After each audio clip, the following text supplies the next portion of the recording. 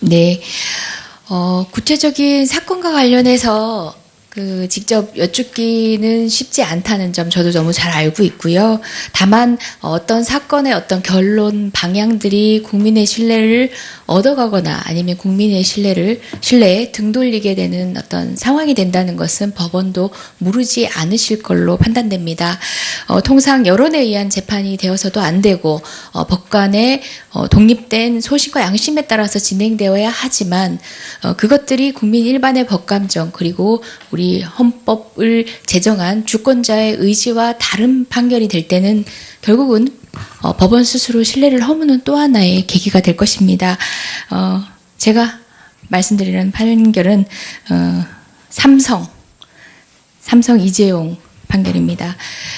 저도 법조 영역에 있으면서 정관 예우가 있냐고 얘기하면 통상 당신이 만나는 한도 내에서는 없으니까 정관 변호사님한테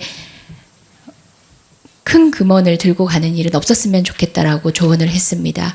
왜냐하면 우리 사회의 법관들은 그 정도에 왔다 갔다 할 만큼 스스로의 양심을 저버리지 않는 분이라는 확신이 저한테 있었기 때문입니다. 다만 제가 의뢰인한테 하는 말이 그겁니다. 삼성은 다르다. 당신이 삼성이냐라고 얘기를 합니다. 삼성쯤 되면 모르겠다 이런 생각이 여지없이 또 입증되는 게 이번 판결들이었던 것 같습니다. 도저히 법률가로서도 납득되지 않는 판결들에 국민들도 공분하고 있습니다. 무엇보다 안전보험 업무 수첩의 증거 능력 관련해서 이제 사실상 납득하기 어려운 지점이 있고 유사한 신동빈 판결에서는 다른 판결이 나오기도 했습니다. 그 법리적인 쟁점을 가지고 다투고자 함은 아닙니다. 또한 그 가운데 포괄적 현안으로 승계 작업이 없었다라고 얘기하는 부분도 국민들이 납득을 못하고 있는 부분 중에 하나지요.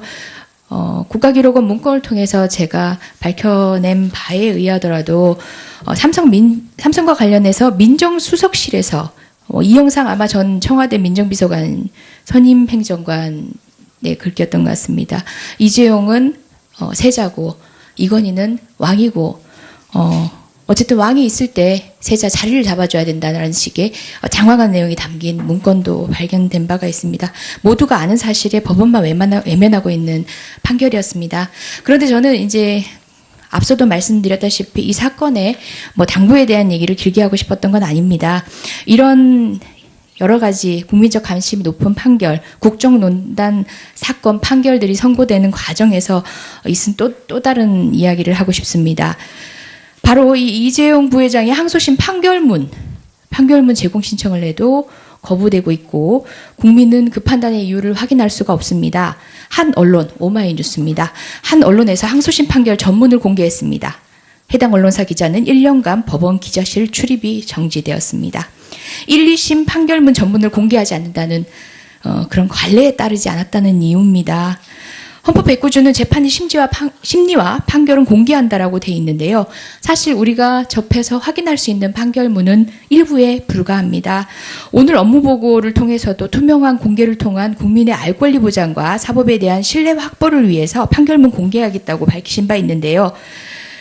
전체 재판에서 판결문이 공개되는 비율 얼마나 됩니까?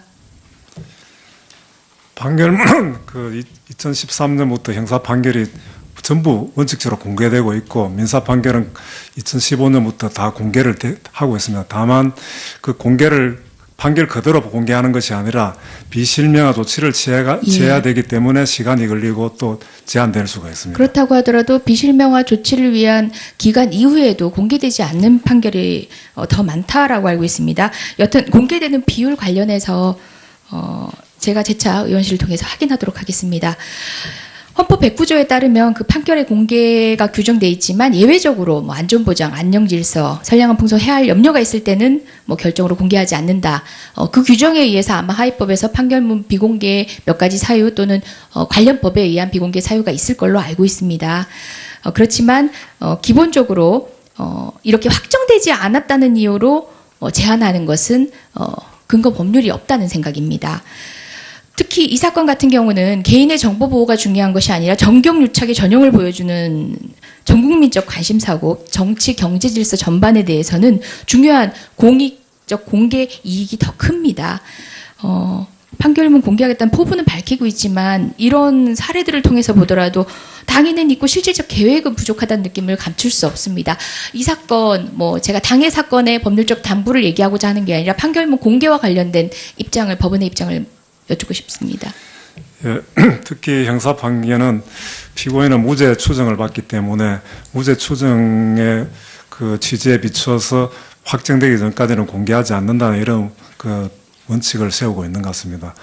이 문제도 여러 가지 입법 사항으로도 될 수도 있고 하기 때문에 여러 가지 점에서 공개할 필요가 있을 수도 있고, 따라서 그 입법 조치가 필요한 부분은 입법 조치를 취하고 그 밖에 우리 법원의 정책 결정이 필요하다면 정책 결정을 통해서 가능하면 하도록 하겠습니다. 확정되기 전에 판결이 공개되지 않은 이유는 피고인에 대한 무죄 추정의 원칙 때문에 그렇습니까? 그런 사유가 주로 되고 그 밖에도 지금 이재용 부회장의 항소심 판결문이 공개되지 않은 이유는 마찬가지로 무죄 추정 원칙 때문에 공개되지 않은 것입니까? 그거는 당의 법원에서 공개 사유를 정하기 때문에 혹시 구체적으로 알 수는 없겠습니다. 확인해봐 주시고요. 제가 그럼 재차 다시 물어보겠습니다. 국민참여재판 이야기를 여러분들께서 하시는데요. 국민참여재판에 관련된 개선 방안들에 대한 업무보고 과정 중에 드러나 있지 않은 것이 또 하나 있습니다. 실제 재판 과정에서 보면은 법관이 관여할 사안이 아님에도 불구하고 관여하는 바람에 사실상 배심원들의 판결이 유도되는 경우도 있습니다. 법관은 소송지휘권을 행사할 수 있습니다. 하지만 소송지휘권의 행사가 잘못됐을 경우에는 예단을 줄 수 있습니다. 재판관이라는 그래도 전문가라는 권위가 있기 때문에 배심원의 판결에는 가장 중요한 영향을 끼칠 수 있는 위치에 있는데요. 제가 목격한 어떤 사례에서는 하급 전제로 하고 변론하는 변호사의 변론 행위를 제지한 사례도 있었습니다. 하급시 판례도 충분히 재판의 근거로 삼을 수 있습니다. 대법원의 판결만 확정적이긴 하지만 그럼에도 불구하고 하급시 판례에 진행되고 있는 법리 자체가 당해 사건에 적용되지 말라는 법도 없는데 그런 변론 자체를 제지하는 것을 통해서 당해 결론에 이를 수 없는 그런 경우도 있습니다. 제가 정리해 주시고요. 할 얘기들이 있어서 네. 추가 질의 때 다시 하겠습니다. 네, 그렇게 하시죠. 네, 수고하셨습니다. 다음 존경하는 오신환 의원님 질의하시겠습니다. 처장님, 그 사개특위에서 우리 대법원 법원 개혁을 위한 이제 입법을 해야 될 거 아닙니까? 예, 입법이 뭘 필요한 해야 부분. 될까요? 뭘? 지금 이제 겉으로 이제 여러 가지 얘기들을 지금 하고 있는데 그래서 아마 결국에는 그 과거 사개특위 같은 경우는 법조 일원화가 최대 과제였잖아요. 네. 그걸 통해서 많은 제도를 개선하고 법률을 개정했는데 오늘날 우리가 지금 사개특위에서는 법원의 개혁을 뭘 해야 될까요? 여러 가지 소송 제도를 국민에게 바로 도움이 될 수 있는 그런 방향으로 개정돼. 그건 내부적인 행정적인 절차나 제도 개선인데 그 앞서 처장님 말씀하신 대로 사법개혁의 핵심은 결국에는 정치적 독립, 중립성 확보 어떻게 할 것이냐. 네. 그리고 지금 법원이 고민하고 있는 법원행정처의 과도한 권한 행사, 대법원장의 제왕적 권력을 배분하는 거, 뭐 이런 부분들이 있잖아요. 네. 근데 그 과정에서 지금 그 사법발전위원회에서 오늘 인사말에도 말씀하신 것처럼 대법관 추천 제도, 네. 그러니까 대법원장이 가지고 있는 헌법상 제청 권한에 대해서 네. 일부 개선하겠다라는 뜻을 밝히셨잖아요. 그죠? 그렇습니다. 예. 근데 그 추천위원회 운영하는 것 자체가 지금 현재까지 사실은 그 근거에 없는 규칙을 통해서 대법원장이 추천위원회에다가 자신이 합당하다고 생각한 사람을 추천한 거예요. 그죠? 그 규칙의 근거에서 지금 그렇게 한 거죠. 법원 조직법에 의해서 규칙이 만들어졌고 법원 규칙에- 조직법에는 대법원장이 그것을 추천위원회에다가 추천하라고 되어 있지 않습니다. 지금 그 대법원 규칙에 의해서 현재 대법원장이 대법관 후보 추천위원회 규칙 제7조에 예, 심사 대상자 등의 제시에 대법원장이 이제 대법관 제청 대상자로 적합하다고 생각하는 사람을 추천하게 된다. 예, 그것은 네. 아마 그렇습니다. 규칙에서 만든 겁니다. 그러니까요. 예, 그래서 이 규칙에 예. 법률에 근거하지도 않은 법원조직법에는 그런 내용이 없어요. 그냥 41조 2에 보면 대법관 후보 추천위원회가 있고 추천위원회 구성과 관련된 내용이 있고 3인 이상 추천하도록 되어 있고 뭐 이런 내용이 담겨 네, 있는 네. 거예요. 거기에 왜 대법원장이 대법관 제청 대상자로 적합하는 사람을 추천을 하냐고요. 추천위원회에. 그야말로- 이유 없이. 그러면 대법원장이 이 사람이 좋다라고 추천을 했는데 추천위원회에서 그 10명의 추천위원회 구성 인원들이 대법원장과 연관된 사람이 6명이에요, 무려. 아무 유명무실한 그런 제도를 여지껏 운영해 오고 결과적으로 그것을 개혁의 일환으로 뭔가 제도 개선하겠다고 하는 말 자체가 제가 봐서는 앞뒤가 안 맞는 말이고 그것은 법률로 개정할 게 아니라 그 대법원 규칙을 잘못 운영하고 있었던 지금 법원이 문제라는 거예요. 그것은 아마 연역적으로 볼 때 추천위원회가 없이 옛날엔 대법원장이 일방적으로 그 제청을 했습니다. 그것을 완화시키기 위해서 헌법상 보장되어 있는 대법원장 제청권을 제한하기 위해서 추천위원회를 만들었고 그러니까 그러다 추천위원회를 잘 운영을 예. 그렇게 만들었으면 예. 그 운영 취지에 맞게끔 제도에 맞게끔 운영했으면 되는데 거기에다가 하위에 그 규칙을 만들어 가지고 대법관을 저 대법원장이 또 거기 추천위원회가 아마 적합한 사람을 추천했기 때문에 원래는 문제가 된다는 얘기입니다. 제청권이 대법원장에 있기 예. 때문에 대법원장의 권한을 전혀 무시하고 할 수는 없지 않겠습니까? 그런 의미에서 필요하라 한다고 보았는데 그 그것도 지금 헌법상에는 지금 예. 우리가 헌법 개정하는데 예. 대법원장의 제청권도 지금 삭제하겠다는 거 아닙니까? 그렇기 그래서 때문에. 그것을 완화시키기 위해서 예. 7조를 왜냐하면 이게 지금 대통령 중심제에서 절대 권력을 갖고 있는 대통령이 지금 대법원장을 대통령이 추천하잖아요. 결국에는 그 국회 동의를 받아서 하고 나면 결국에 대법원장이 지금 대법관들 13명을 다 제청할 수 있는 권한을 갖고 있으니 이것이 과거에 양승태 대법원장이 보수 편향적이다라는 공격을 받았던 것처럼 지금 김명수 대법원장도 마찬가지예요. 정치적 편향성은 좌우 보수 진보에 대한 이런 나눌 수 있는 부분이 아니란 말이에요. 그렇기 때문에 이 판사가 갖고 있는 헌법이 부여하고 있는 독립성에 대한 확보를 위해서는 이런 부분들에 대한 제도 개선이 필요하다는 거죠. 그렇기 때문에 그 규칙은 이미 그것은 법률에 근거하지도 않고 잘못 운영된 거기 때문에 그건 폐지하는 게 마땅하고요. 대법관 추천위원회 제도 법률을 좀 개정할 필요가 있단 말이죠. 지금 말씀하신 대로 그 법원조직법 41조 2에 보면 추천위원회에 10명의 추천위원들이 이제 구성이 되는데 거기에 선임 대법관, 법원행정처장, 그 다음에 그 대법관이 아닌 법관 1명, 학식과 덕망이 있는 3명, 뭐 이게 다 대법원장이 추천을 한단 말이에요. 6명, 10명 중에. 그럼 과반 이상을 대법원장이 다 그 컨트롤할 수 있는 사람들을 임명해서 대법원장 영향력 안에 놓고 거기서 3배수를 추천한들 그게 무슨 의미가 있겠습니까? 그 안에서 내부적으로 다 협의해가지고 추천을 하면 그만이지. 그리고 이 대법관 추천위원회 이 회의록도 공개하지 않잖아요, 지금.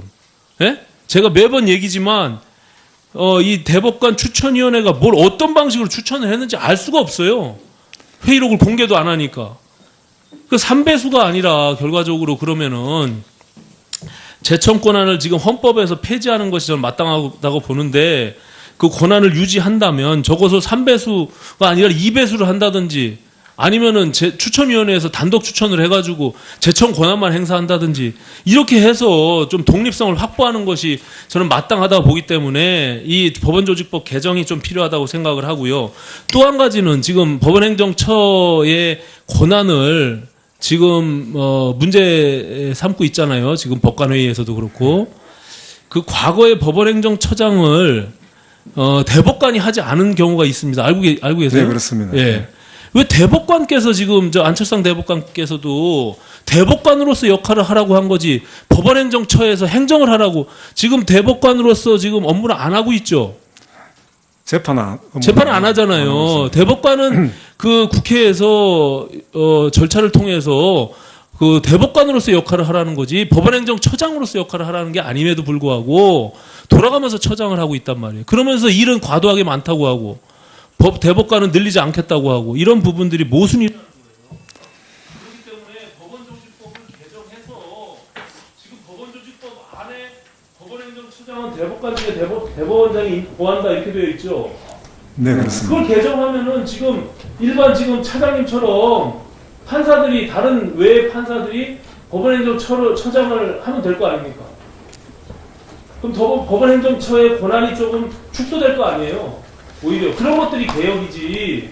그냥 말로만 두리뭉술하게 개혁을 한다고 하면서 김명수 대법원장도 아무런 개혁을 지금 하려고 하지 않아요, 내가 보니까.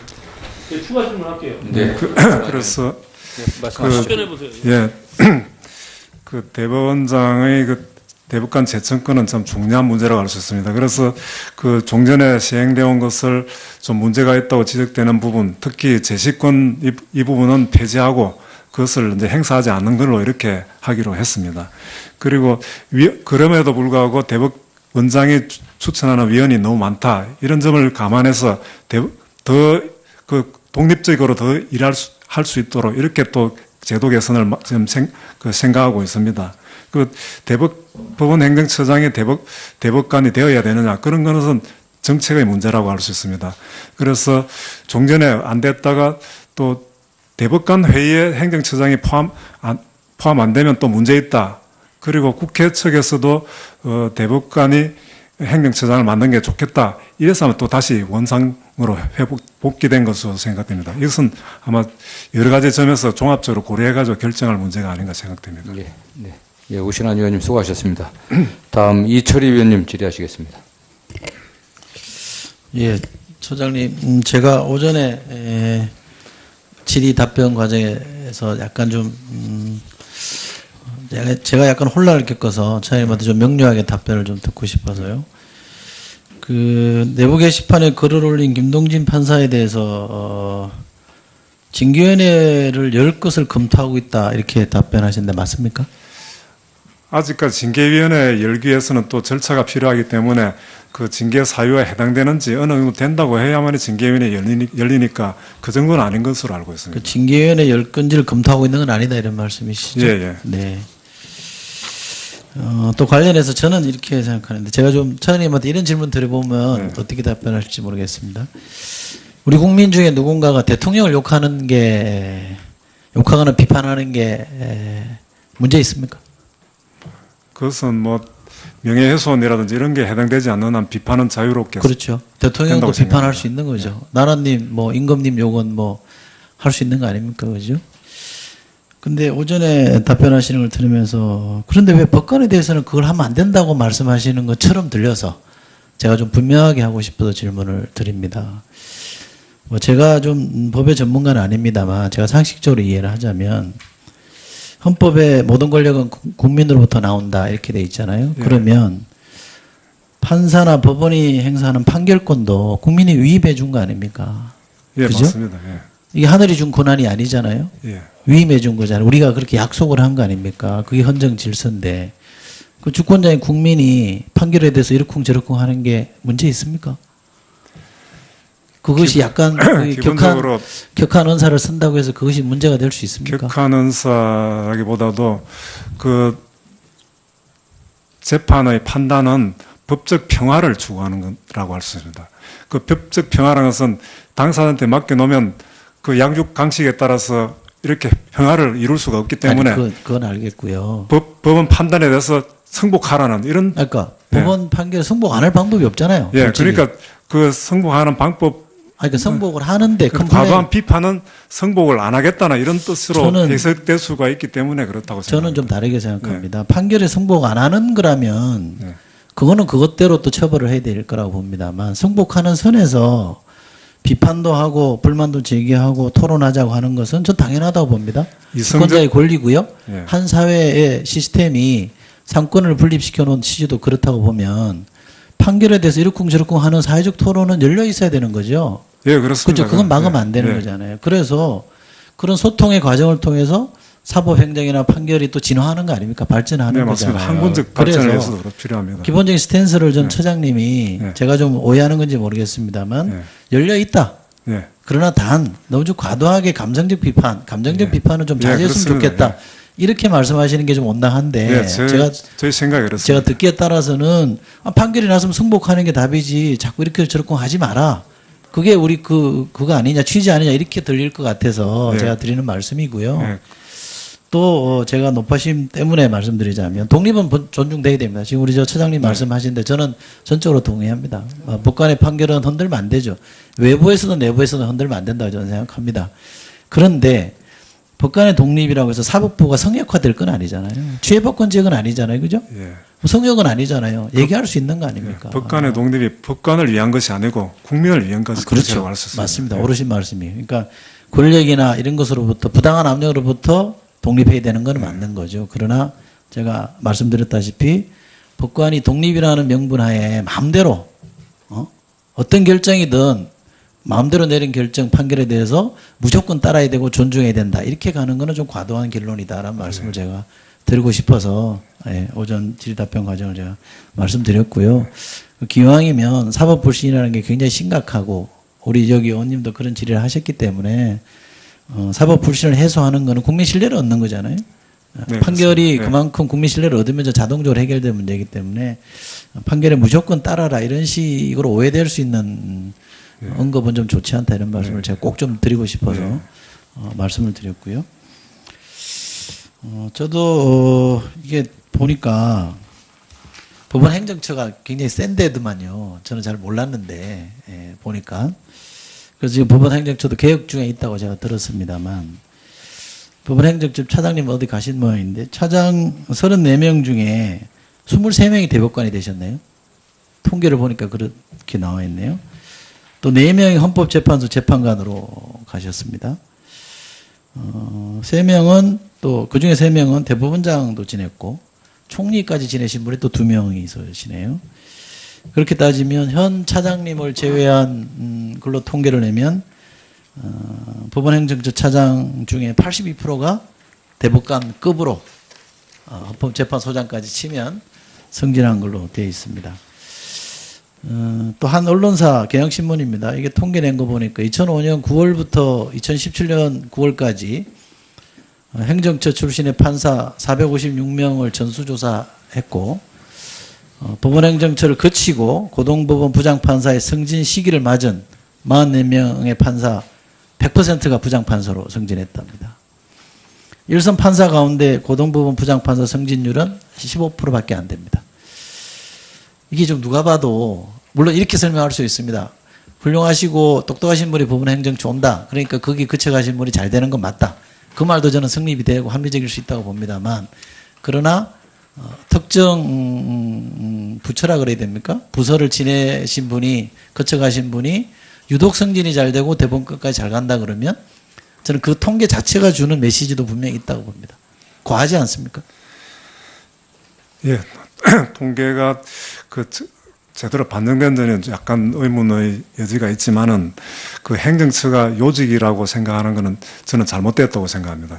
오로지 사법부의 요직은 재판하는 것이고 행정처는 재판 업무를 지원하는 그런 부서에 불과하다고 생각합니다. 네, 그래서 그래서 요직이 아니게 돼야 되고 요직이라 하더라도 앞으로는 요직이 안 되도록 하는 게 바람직한 모습이 아닌가 싶습니다. 일선에서 이런 표현이 가능한지 모르겠습니다. 일선 재판 현장에서 열심히 뛰시는 분들이 더 승진 잘 되고 대접받는 그런 법원 분위기가 되면 좋겠습니다. 예, 그런 의미에서 고등법원 부장판사를 각 기수별로 선발하는 그런 제도도 폐지한 것이 바로 그런 이유에서 기한다고 생각합니다. 이제 이철희 의원님 수고하셨습니다. 다음 존경하는 염동열 의원님 질의하시겠습니다. 태백 행성 용월평창정선의 염동열 의원입니다.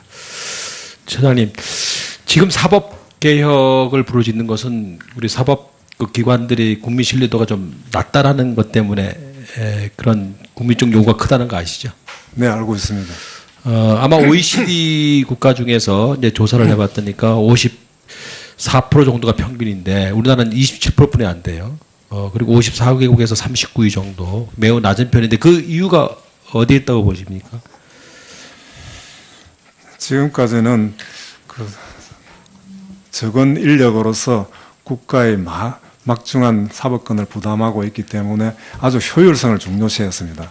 그러다 보니까 국민들의 기대에 못 미치는 그런 것도 있었다고 생각합니다. 그렇지만 이제 좀 생각을 바꿔서 국민이 원하는 그런 재판을 할 수 있도록 지금 노력하고 있는 중입니다. 네, 지금 말씀하신 걸 이제 풀어보면 이제 우리가 크게 이슈로 이제 이렇게 봅니다. 전관 예우 문제에 있어서의 어떤 국민 다수가 상당히 이해하지 못하는 부분이 있고요. 그리고 아마 사법부가 정치적 편향성이 있다라고 하는 것도 느끼는 것 같아요. 이제 아마 크게 얘기하면 이 두 가지 정도의 요인이 있다고 보는데 지금 말씀하셨듯이 저는 과연 우리 법원 행정 서비스가 어디까지 와 있는가.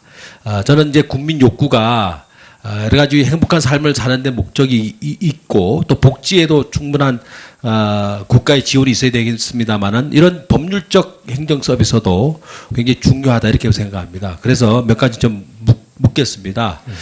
우리 법원 행정처에서 보는 대국민 서비스라고 그럴까 지원 여러 가지 프로그램이라고 그럴까 이런 거 대부분 어떤 것들이 있습니까? 법원에서 하는 것은 일단 재판이 제일 중요하고 예, 예. 그 다음에 등기라든지 호적이라든지 공탁 이런 그 행정적인 지원이 있습니다. 네. 그 중에서 제일 중요한 게 그 재판이고 재판이란 것은 그 국민에게 아주 편리하면서도 또 공정하고 또 투명하면서도 결론이 정확한 그런 재판을 하는 것이라고 생각합니다. 네, 어떤 사건에 대해서 때로는 이제 사법기관, 이제 조사기관인 경찰이나 검찰에 대한 문제가 좀 있다 하더라도 재판만큼 공정히 할 것이다라고 하는 국민적 기대가 있거든요. 사실 네. 그래서 이 법원의 공정성이라고 하는 것은 오히려 국민 사법기관의 신뢰도를 높이는 데 매우 중요한 요소다 이렇게 좀 보고 있고요. 지금 말씀하신 대로 재판 외에 국선 변호인도 어떻게 보면 국민 법원 행정 서비스라고 봐야 되죠. 그런가요? 법원이라기보다도 네. 국민의 그 보좌하는 그런 기능을 한다고 생각합니다. 우리가 노스쿨을 했을 때 그 목적이 어떻게 보십니까? 노스쿨은 지금은 옛날 굴뚝 산업 시대에는 매매, 임대차 이런 것이 주요 법률 문제였다면 지금은 항공, 우주까지 나아가기 때문에 그 법조인들도 그 분야에 잘 하기 위해서는 법조인이 돼서 그런 업무를 하는 것보다도 그런 업무를 한 사람이 법조인이 되는 게 더 좋다는 이런 입장에서 여러 가지 다양성 있게 법조인을 배출하기 위한 그런 제도라고 생각합니다. 그 다양성 있는 사회에 다양성 있는 전문가가 판사가 되시든 또 변호사가 되시든 실제로 법조계에 있음으로 인해서 보다 시대적인 이런 변화에 잘 대처한다는 의의가 있고 또 한편으로는 많은 변호사나 법조인을 배출함으로 인해서 국민 이 법률 서비스가 좀 좋을 수 있다. 접근성이 좀 용이할 수 있다. 그리고 네. 실질적으로 우리가 좀 높게 책정되어 있는 수임료도 낮출 수 있는 효과가 있다. 그런 것도 부수적으로 있는 것이라 좀 봅니다. 그런 차원에서 저는 국민 서비스로 본다면 그 동네 변호사라고 지금 운영하고 계시죠? 동네 변호사 그런 제도는 아니지만 그런 네. 식으로 운영되고 있는 것도 그것 우리 알고 있습니다. 법원 행정처에서 실질적으로 운영하고 있는 건 아닙니까? 그런 것은 변호사는 변호사협회에서 하는 겁니까? 예, 변호사협회에서. 네. 그것을 만약에 우리 법원 행정처에서 그러한 제도를 좀 도입한다고 한다면 지역이나 그리고 국민들 중에서 굉장히 사각지대에 있는 어려운 사람이라든가 여러 가지 좀 소득이라든가 여러 가지 상황이 좀 어려운 분들한테 이런 법률적 행정 서비스를 국선 변호인처럼 미리 사전에 할 수 있는 제도를 많이 만든다고 한다면 저는 대국민 우리 법원 행정 서비스가 되지 않겠나는 생각을 좀 해봅니다. 어떻게 보면 변호사협회에서 하는 것과 좀 경계선에 좀 모호하지만 혹시 우리 처장님께서 그런 쪽으로 이 법률 행정 서비스를 하겠다라고 하는 그런 여러 가지 제도를 만든다고 한다면 어떻겠는가 하는 것을 질의드립니다. 법원의 업무는 공정성이 제일 중요하지만은 또 중립성도 필요하다고 할 수 있습니다. 그런데 법원과 변호사는 서로 대척 관계에 있기 때문에 법원에서 변호사 제도를 운행한다는 것은 그 사법의 본질상 좀 안 맞는 부분도 있을 수 있기 때문에 그런 점은 아주 예외적으로 필요한 부분도 있겠지만은 전반적으로 하는 것은 좀 어렵지 않을까 이런 생각이 듭니다. 예를 들어 이제 변호사의 어떻게 보면 영역을 예. 이렇게 경계선을 넘는다고 보시는 겁니까? 영역을 넘는다기보다도 업무의 성질이 다르기 때문에 아까 오전에 했던 국선 전담 변호사 제도도 그런 의문을 제기하신 분이 있듯이 그 법원 측에서도 뭐 소수적으로 운행할 수는 있겠지만은 전반적으로 하는 것은 어렵고 다만 법원에서도 그런 걸 위해서 소송 구조 제도를 확충해서 그 변호사회에서 하는 또는 다른 소송 구조공단에서 하는 그런 변호사들을 그 소송 조력을 할 수 있도록 이렇게 적극적으로 하고 있습니다. 그 법률구조공단에서 그런 역할을 하고 있죠. 네, 그렇습니다. 그것을 아까도 말씀드렸듯이 지역으로 좀 더 이렇게 확장해 나갈 수 없나 하는 말씀을. 왜냐하면 네. 우리 서민들이 네. 또 지방에 있는 분들이 쉽게 그 법률공단하고 접근할 수 있는 이런 제도적 장치가 좀 필요하다 해서 말씀드리는 겁니다. 예, 법원에서 관여할 필요가 있는지는 모르지만은 위원님께서 말씀하신 그런 제도는 충분히 생각해 볼 필요가 있다고 생각합니다. 이사님. 네.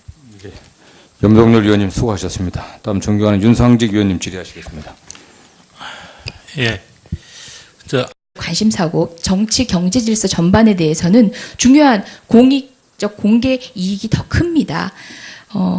판결문 공개하겠다는 포부는 밝히고 있지만 이런 사례들을 통해서 보더라도 당위는 있고 실질적 계획은 부족하다는 느낌을 감출 수 없습니다.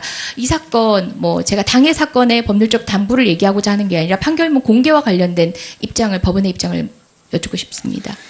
예, 특히 형사 판결은 피고인은 무죄 추정을 받기 때문에 무죄 추정의 그 취지에 비춰서 확정되기 전까지는 공개하지 않는다는 이런 그 원칙을 세우고 있는 것 같습니다.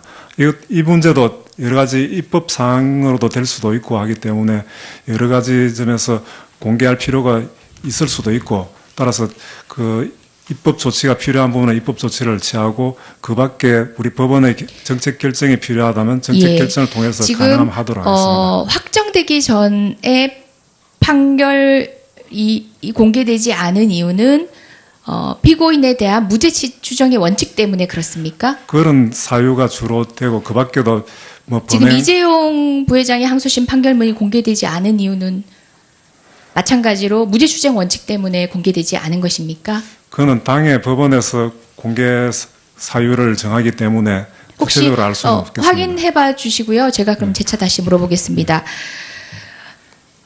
국민참여재판 이야기를 여러분들께서 하시는데요.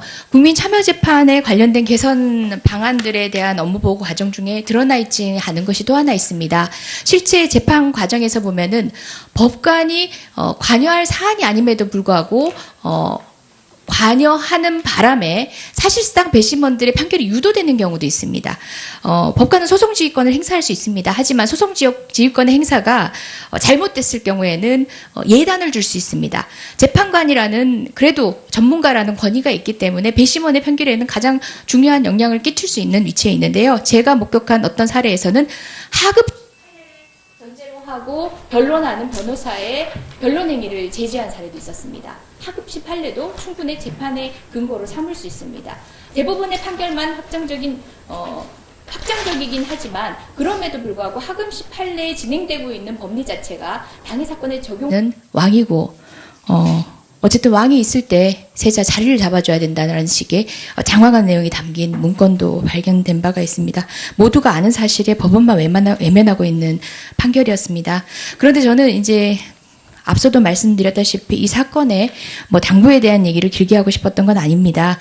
이런 여러 가지 국민적 관심이 높은 판결, 국정농단 사건 판결들이 선고되는 과정에서 있은 또 다른 이야기를 하고 싶습니다. 바로 이 이재용 부회장의 항소심 판결문 제공 신청을 해도 거부되고 있고 국민은 그 판단의 이유를 확인할 수가 없습니다. 한 언론, 오마이뉴스입니다. 한 언론에서 항소심 판결 전문을 공개했습니다. 해당 언론사 기자는 1년간 법원 기자실 출입이 정지되었습니다. 1, 2심 판결문 전문을 공개하지 않는다는 그런 관례에 따르지 않았다는 이유입니다. 헌법 109조는 재판의 심리와 판결은 공개한다라고 돼 있는데요. 사실 우리가 접해서 확인할 수 있는 판결문은 일부에 불과합니다. 오늘 업무보고를 통해서도 투명한 공개를 통한 국민의 알 권리 보장과 사법에 대한 신뢰 확보를 위해서 판결문 공개하겠다고 밝히신 바 있는데요. 전체 재판에서 판결문이 공개되는 비율 얼마나 됩니까? 판결문은 2013년부터 형사 판결이 전부 원칙적으로 공개되고 있고 민사 판결은 2015년부터 다 공개를 하고 있습니다. 다만 그 공개를 판결 그대로 공개하는 것이 아니라 비실명화 조치를 취해야 되기 때문에 시간이 걸리고 또 제한될 수가 있습니다. 그렇다고 하더라도 비실명화 조치를 위한 기간 이후에도 공개되지 않는 판결이 더 많다라고 알고 있습니다. 여튼 공개되는 비율 관련해서 제가 재차 의원실을 통해서 확인하도록 하겠습니다. 헌법 109조에 따르면 그 판결의 공개가 규정돼 있지만 예외적으로 뭐 안전보장, 안녕질서, 선량한 풍속 해할 염려가 있을 때는 뭐 결정으로 공개하지 않는다. 그 규정에 의해서 아마 하위법에서 판결문 비공개 몇 가지 사유 또는 관련 법에 의한 비공개 사유가 있을 걸로 알고 있습니다. 그렇지만 기본적으로 이렇게 확정되지 않았다는 이유로 제한하는 것은 근거 법률이 없다는 생각입니다.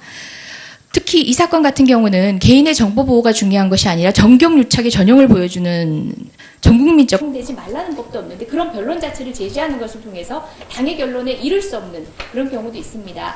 제가 좀 정리해 주시고요. 할 얘기들이 있어서 네. 예, 추가 질의 때 다시 하겠습니다. 그렇게 하시죠. 네, 수고하셨습니다. 다음 존경하는 오신환 의원님 질의하시겠습니다. 처장님, 그 사개특위에서 우리 대법원 법원 개혁을 위한 이제 입법을 해야 될 거 아닙니까? 예, 입법에 뭘 필요한 해야 부분. 될까요? 뭘? 지금 이제 뭐 겉으로 이제 여러 가지 얘기들을 지금 하고 있는데 그래서 아마 결국에는 그 과거 사개특위 같은 경우는 법조 일원화가 최대 과제였잖아요. 네. 그걸 통해서 많은 제도를 개선하고 법률을 개정했는데 오늘날 우리가 지금 사개특위에서는 법원의 개혁을 뭘 해야 될까요? 여러 가지 소송 제도를 국민에게 바로 도움이 될 수 있는 그런 방향으로 개정된. 그건 내부적인 행정적인 절차나 제도 개선인데 그 앞서 처장님 말씀하신 대로 사법개혁의 핵심은 결국에는 정치적 독립, 중립성 확보 어떻게 할 것이냐. 네. 그리고 지금 법원이 고민하고 있는 법원행정처의 과도한 권한 행사, 대법원장의 제왕적 권력을 배분하는 거, 뭐 이런 부분들이 있잖아요. 네. 근데 그 과정에서 지금 그 사법발전위원회에서 오늘 인사말에도 말씀하신 것처럼 대법관 추천 제도, 네. 그러니까 대법원장이 가지고 있는 헌법상 제청 권한에 대해서 네. 일부 개선하겠다라는 뜻을 밝히셨잖아요. 그죠? 그렇습니다. 예. 근데 그 추천위원회 운영하는 것 자체가 지금 현재까지 사실은 그 근거에 없는 규칙을 통해서 대법원장이 추천위원회에다가 자신이 합당하다고 생각한 사람을 추천한 거예요. 그죠? 그 규칙의 근거에서 지금 그렇게 한 거죠. 법원 조직법에 의해서 규칙이 만들어졌고 법원조직법에는 대법원장이 그것을 추천위원회에다가 추천하라고 되어 있지 않습니다. 지금 그 대법원 규칙에 의해서 현재 대법원장이 대법관 후보 추천위원회 규칙 제7조에 예, 심사 대상자 등의 제시에 대법원장이 이제 대법관 제청 대상자로 적합하다고 생각. 네, 구체적인 사건과 관련해서 직접 여쭙기는 쉽지 않다는 점 저도 너무 잘 알고 있고요. 다만 어떤 사건의 어떤 결론 방향들이 국민의 신뢰를 얻어가거나 아니면 국민의 신뢰에 등 돌리게 되는 어떤 상황이 된다는 것은 법원도 모르지 않으실 걸로 판단됩니다.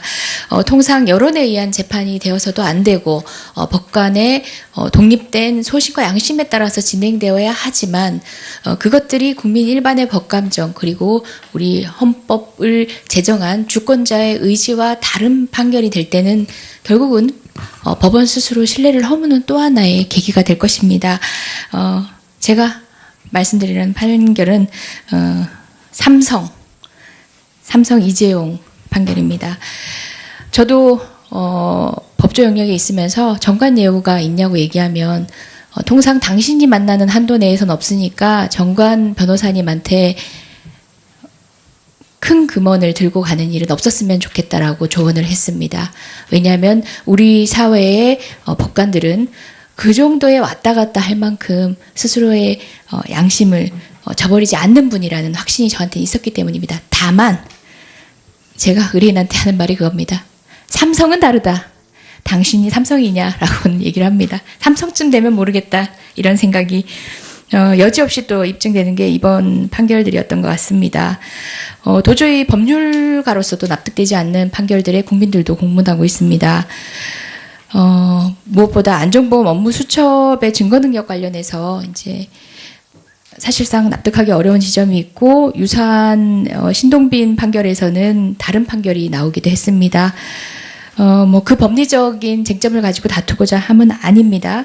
또한 그 가운데 포괄적 현안으로 승계 작업이 없었다라고 얘기하는 부분도 국민들이 납득을 못하고 있는 부분 중에 하나지요. 국가기록원 문건을 통해서 제가 밝혀낸 바에 의하더라도 삼성과 관련해서 민정수석실에서 이영상 아마 전 청와대 민정비서관 선임 행정관에 글귀었던 것 같습니다. 이재용은 세자고 이건희는 하는 사람을 추천하게 된다. 예, 그것은 네. 아마 그렇습니다. 규칙에서 만든 겁니다. 그러니까요. 예, 그래서 이 규칙에 예. 법률에 근거하지도 않은 법원조직법에는 그런 내용이 없어요. 그냥 41조 2에 보면 대법관 후보 추천위원회가 있고 추천위원회 구성과 관련된 내용이 있고 3인 이상 추천하도록 되어 있고 뭐 이런 내용이 담겨 네, 있는 네. 거예요. 거기에 왜 대법원장이 대법관 제청 대상자로 적합하는 사람을 추천을 하냐고요. 추천위원회에. 이유 없이. 그러면 대법원장이 이 사람이 좋다라고 추천을 했는데 추천위원회에서 그 10명의 추천위원회 구성 인원들이 대법원장과 연관된 사람이 6명이에요, 무려. 아무 유명무실한 그런 제도를 여지껏 운영해 오고 결과적으로 그것을 개혁의 일환으로 뭔가 제도 개선하겠다고 하는 말 자체가 제가 봐서는 앞뒤가 안 맞는 말이고 그것은 법률로 개정할 게 아니라 그 대법원 규칙을 잘못 운영하고 있었던 지금 법원이 문제라는 거예요. 그것은 아마 연역적으로 볼 때 추천위원회가 없이 옛날엔 대법원장이 일방적으로 그 제청을 했습니다. 그것을 완화시키기 위해서 헌법상 보장되어 있는 대법원장 제청권을 제한하기 위해서 추천위원회를 만들었고 그러니까 그러다 추천위원회를 보니까 잘 운영을 예. 그렇게 만들었으면 예.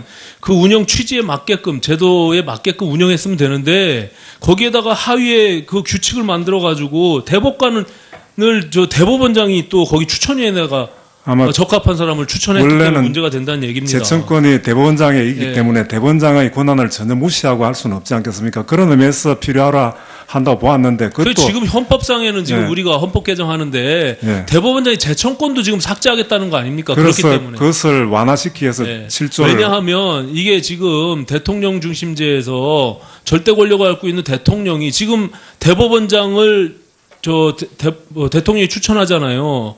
결국에는 그 국회 동의를 받아서 하고 나면 결국에 대법원장이 지금 대법관들 13명을 다 제청할 수 있는 권한을 갖고 있으니 이것이 과거에 양승태 대법원장이 보수 편향적이다라는 공격을 받았던 것처럼 지금 김명수 대법원장도 마찬가지예요.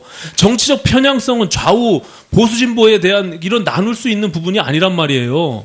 그렇기 때문에 이 판사가 갖고 있는 헌법이 부여하고 있는 독립성에 대한 확보